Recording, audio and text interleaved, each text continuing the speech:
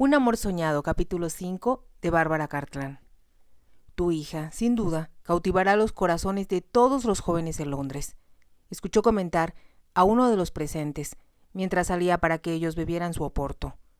Asustada de lo que su padre respondería, se detuvo para oír su respuesta. No podía creer que les dijera que se iba a casar con el marqués, aun cuando estaba segura de que estaría ansioso por hacer alarde de eso. Gracias, respondió el duque. Espero que Lavinia sea, como dices, un éxito, pero te aseguro que seré muy exigente en cuanto al hombre con quien se case. A juzgar por los casos anteriores, comentó uno de sus amigos, es una lástima que el príncipe de Gales ya tenga esposa, o quizá aspiras al arcángel Gabriel. Estallaron las risas y ella cruzó la puerta. Agradecía a su padre no haber dicho nada respecto al marqués. Habría sido embarazoso si después hubiera tenido que retractarse de sus palabras, porque ella había desaparecido. Pasó la tarde pensando con exactitud lo que debía hacer. Finalmente, lo tuvo todo planeado. Su padre estaría esperando emocionado la llegada de Lord Rickmore para almorzar. Para entonces, ella debía encontrárselo bastante lejos para que fuera imposible encontrarla. Cuando no estaba inmersa en sus sueños, Hila podía ser muy inteligente. Sabía que lo más importante era que debía contar con dinero. Eso representaba un serio problema porque pocas veces iba de compras. Por lo tanto, tenía poco dinero propio. Su padre le había asignado, como a sus hermanas, 50 libras al año para alfileres, como se decía. Era para dar propinas a los sirvientes, cooperar en la colecta de la iglesia y, ocasionalmente, comprar algo a los mercaderes que acudían al castillo una vez a la semana. Llevaban listones, botones, alfileres y una diversidad de variados artículos que encantaban a la servidumbre. Como Hila había estado de luto, aún conservaba el dinero de 4 mensualidades casi intacto. Solo recordaba haber gastado en su asistencia dominical a la iglesia lo que solía dar para la colecta. Debía permanecer ausente algún tiempo, tal vez, hasta que el marqués se casara con otra. En tal caso, necesitaría mucho más. Tenía algunas piezas de joyería propias, mismas que había recibido como regalos de Navidad y de cumpleaños. Se llevaría con ella los broches, brazaletes y collares. Si bien dudaba poder conseguir mucho por ellas, especialmente si tenía que venderlas en el campo. No tenía intenciones de ir a Londres, pues sabía que sola y sin dama de compañía se sentiría atemorizada. Encontraría alguna pequeña aldea donde nadie la conociera y pudiera ocultarse. Podía dedicarse a coser o tal vez encontraría otro tipo de empleo. Si había escuela en la aldea, tal vez podría trabajar allí, o bien cuidar de los niños cuyas madres estaban dedicadas a las faenas del campo. No esperaba que pudieran pagarle mucho por sus servicios, pero al menos le servirían de pretexto para estar ahí sin que se hablara de ella como una extraña. No tenía nada muy definido en la mente, excepto que debía escapar del castillo. Empezó a elegir las cosas que se llevaría consigo y encontró algo que había olvidado. Era un collar que le fue obsequiado por su padrino cuando cumplió 17 años. Había coleccionado los medios soberanos de cada aniversario desde que ella naciera. Los había hecho colgar de una cadena de oro para que los usara como collar. Su madre había opinado que resultaba bastante vulgar y, por lo tanto, Hila nunca lo había usado. Mas ahora pensó que sería fácil aprovechar las monedas, y solo era cuestión de desprenderlas de la cadena. Todo parecía suceder como si su madre la estuviera ayudando a ser práctica en su desesperado esfuerzo por escapar del marqués. Puso 3 de sus vestidos más delgados en un chal. Metió 2 camisones, medias y otras pequeñas necesidades. Decidió ponerse un traje de montar. Sabía que tendría que usarlo todos los días y permanecía lejos durante el invierno. Sería imposible llevarse algo más. Swallow podría cabalgar con el chal enrollado durante la primera parte del viaje. Después ella tendría que llevarlo. Cada detalle de lo que tenía que hacer parecía encajar en su lugar. Para cuando bajó a cenar, pensó que su plan de escape estaba completo. Había ocultado el chal en el fondo de su guardarropa y solo añadió una blusa de muselina muy delgada, semejante a la que usaría con el traje de montar. Cuando bajó a cenar vestida con uno de sus vestidos más bonitos, se dio cuenta de que su padre parecía estar ligeramente temeroso de que continuara la discusión que iniciaran por la mañana. Ella preguntó si los visitantes habían apreciado los caballos y él le contó que había prometido venderles los siguientes 2 potros que nacieran, así como otro de 1 año. Estaban dispuestos a pagarle un mejor precio del que él hubiera esperado obtener. «Hiciste muy bien, papá», comentó Hila, «pero debes tener cuidado de no vender ninguno que pueda convertirse en otra Lady Bird». «Confía en mí a ese respecto», sonrió el duque. «Por otro lado, después de mi triunfo en Ipson, tendremos ahora un numeroso grupo de posibles compradores. Eso espero, papá». Cuando salieron del comedor, ella temió que la conversación pudiera tomar un derrotero más personal. Así que declaró: «Como tengo jaqueca, papá, espero me disculpes por retirarme a dormir temprano». Durante un momento pensó que el duque se rehusaría. De inmediato, como si él recordara que debía estar espléndida al día siguiente, respondió: «No, por supuesto que no, querida. Ve a tomar tu sueño de belleza y recuerda que deseo que luzcas un hermoso vestido, con el cual deslumbrar al marqués cuando llegue». «Estoy segura de que cuando me vea», respondió Hila, «estará pensando en las bellezas de Mayfair, con las cuales no puedo compararme». El duque se rió. «Confía en el buen juicio de Rickmore para saber elegir», dijo. «Es lo que siempre ha logrado hacer». Besó a Hila en la mejilla y la muchacha se alejó. Mientras él caminaba hacia su estudio y ella corría escalera arriba, le iba diciendo adiós.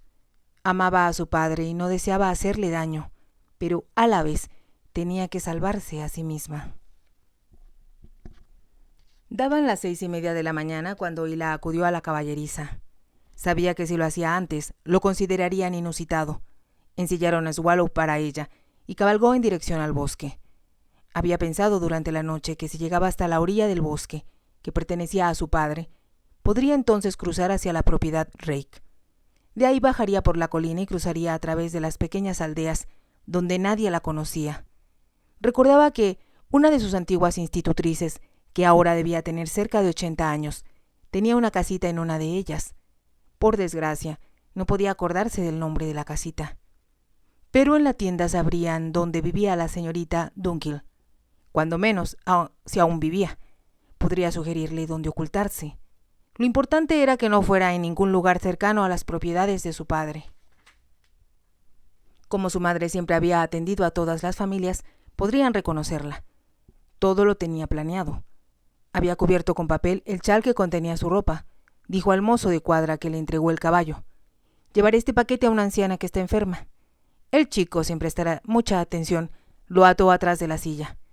Y la agradeció el servicio, dio las gracias y se alejó, cruzando el parque como siempre lo hacía. Después de galopar sobre el terreno plano, se dirigió al bosque. Enseguida sintió que la agitación que sintiera desde que despertó empezaba a calmarse.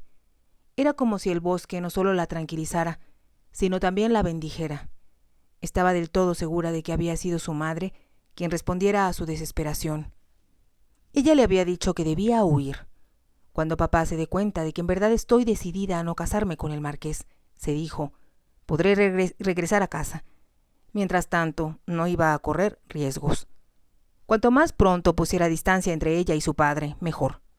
Imaginó que él no se preocuparía por ella hasta que no se presentara a almorzar. Entonces tendría que pensar en alguna excusa para Lord Rickmore.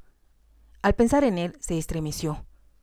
Sin importar sus demás atributos o defectos, estaba segura de que sería tan abrumador y obstinadamente autoritario como su padre. Era una sensación que no podría soportar por el resto de su vida. En lugar de avanzar con lentitud y escuchar a los pájaros, como solía hacerlo, apresuró a Swallow por la vereda. Serpenteaba y zigzagueaba por entre los pinos. Pasó por el profundo estanque donde creía que las ninfas se ocultaban durante el día. Llegó hasta el final del bosque. Era un área que no visitaba con mucha frecuencia. Por lo general, cuando llegaba al estanque, ya era tiempo de volver para desayunar con su padre. Era un bosque espeso y grande, y dudaba que alguien excepto ella cabalgara por él. Al fin de economizar, su padre había reducido el número de guardabosques, y para la caza se prefería a los faisanes del otro lado de la propiedad. Era un gran alivio para Hila que no se disparara en el lugar que ella amaba tanto. Al salir de la espesura se dio vuelta hacia la derecha. Cabalgó hasta el final de la propiedad del duque. Miró a su alrededor para asegurarse de que no había nadie a la vista al cruzar el límite con la propiedad Rake. Descubrió un pequeño tramo de terreno plano en el que galopó. Entonces, con placer, vio un bosque muy parecido al de su padre. Sabía que la conduciría al lugar que buscaba y de ahí descendería al valle donde se situaban las aldeas. Primero cabalgó por entre los árboles. Momentos después volvió a salir a la luz del sol. Notó ahora que estaba en un terreno más alto de lo que esperaba, y abajo de ella se extendía el panorama. Con vaguedad recordó que varios años atrás los sirvientes habían comentado que se había producido un deslave en la propiedad del marqués. De pronto descubrió un brusco corte en la tierra. Abajo se abría una barranca de piedras. Enseguida comprendió que se encontraba ante el desprendimiento de tierra. Había sucedido más de 5 años atrás, cuando ella tenía 12 o 13 años. Hubo muchos comentarios al respecto y su padre mencionó que algunos geólogos habían acudido para inspeccionarlo.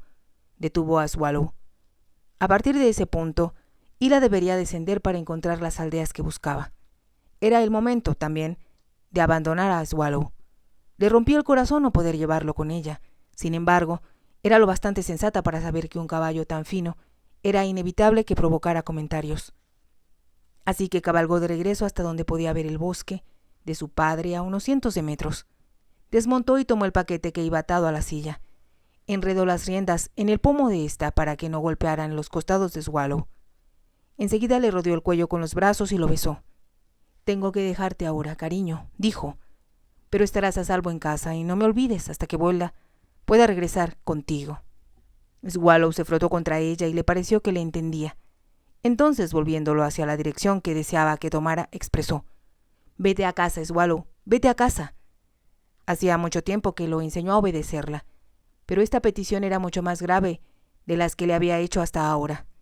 El caballo la miró dudoso por un momento, y cuando ella repitió la orden, empezó a alejarse.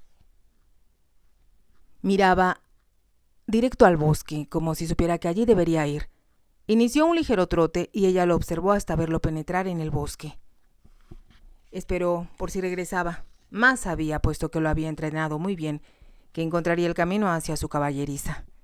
Las lágrimas nublaron sus ojos al separarse de su caballo favorito. Se las enjugó, recogió el chal y regresó hasta el declive. Ahora, al asomarse a la orilla, comprendió por qué se había hablado tanto del asunto. Había producido un profundo corte de varios metros. Aún se veía tan rocoso como si hubiera sucedido el día anterior. Al fondo aparecían montones de piedras y rocas. Algunos arbustos habían crecido entre ellas, pero en la orilla de la barranca no había vegetación. Caminó, preguntándose si podría producirse otro desprendimiento. De ser así, sería parte del bosque.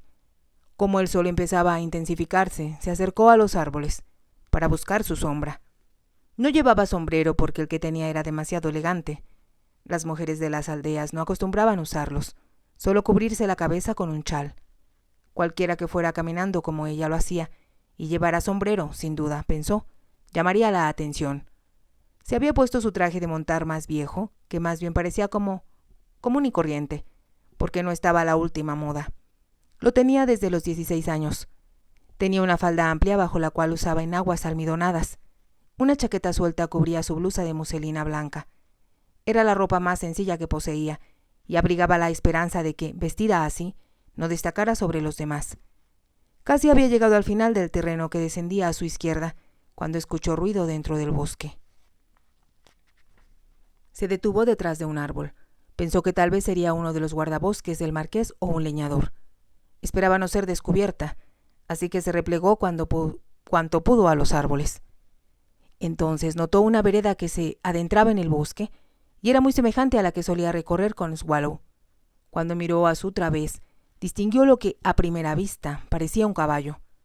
De pronto se percató de que era un pony, el que venía por la vereda, pero aún estaba distante. Ahora se dio cuenta de que el pony reparaba, pateaba y se comportaba como enloquecido.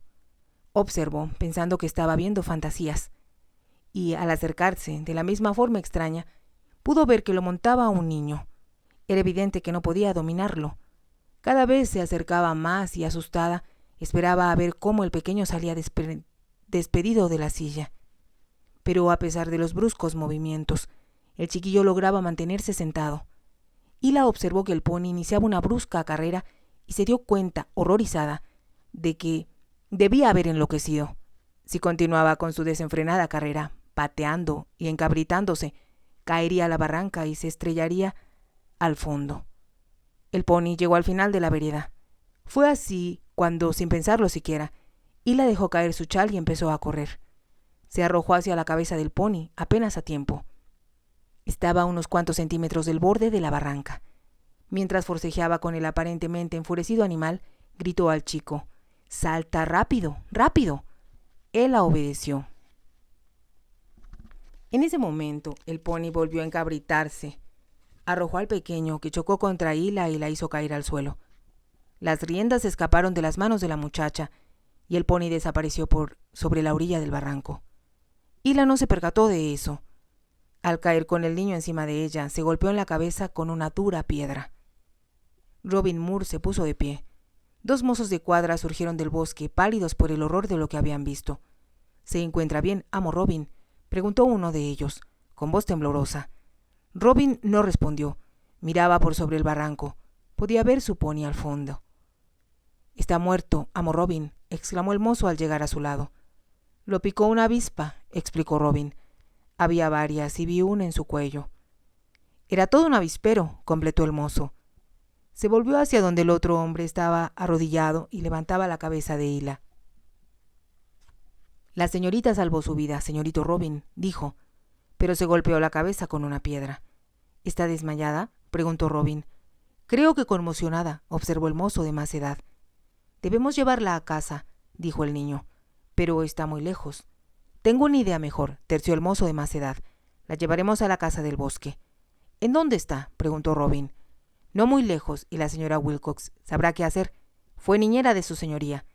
«¿Cómo la llevamos?», preguntó el otro mozo. «En brazos, y el señorito Robin guiará nuestros caballos». «Sí, claro», accedió el niño. Miró a Hila, quien yacía con los ojos cerrados. «Tengan cuidado al conducirla», indicó.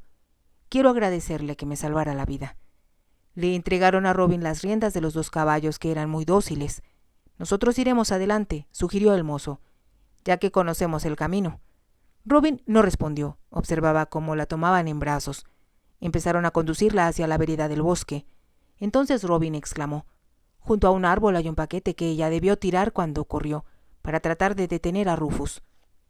Los mozos soltaron un momento a Hila mientras el más joven recogía el paquete, lo colocaba bajo su brazo y regresaba hacia donde estaba la muchacha. Les tomó cierto tiempo recorrer la vereda del bosque y después dar vuelta para tomar otra. Los condujo a lo que parecía ser el centro mismo del bosque. Sorpresivamente, aparecía un claro desde donde se veía el panorama del campo. Al fondo se veía una extraña casita. 200 años antes, el entonces marqués de Rickmore, al envejecer, había decidido retirarse. Dejó el cuidado de la propiedad en manos de su hijo mayor. La casa en el bosque había sido utilizada como refugio de caza por uno de sus antepasados. El marqués la arregló para hacerla habitable.